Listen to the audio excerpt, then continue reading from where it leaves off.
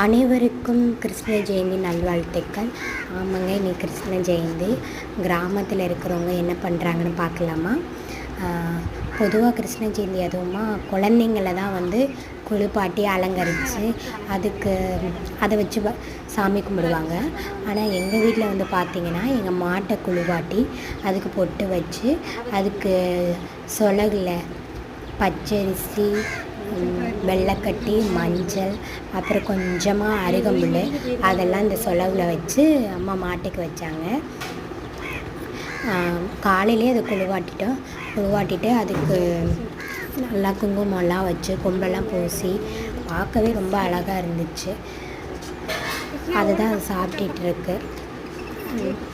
பொதுவாக கிருஷ்ண ஜெயந்தினா வீட்டில் தான் குழந்தைங்கள குளிப்பாட்டுவாங்க.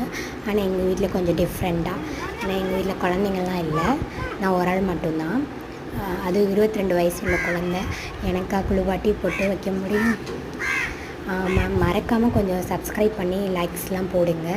உங்கள் ஆதரவு வேணும். ஏன்னா அப்போ தான் தொடர்ந்து வீடியோ பண்ணுறதுக்கு என்கரேஜ்மெண்ட்டாக இருக்கும்.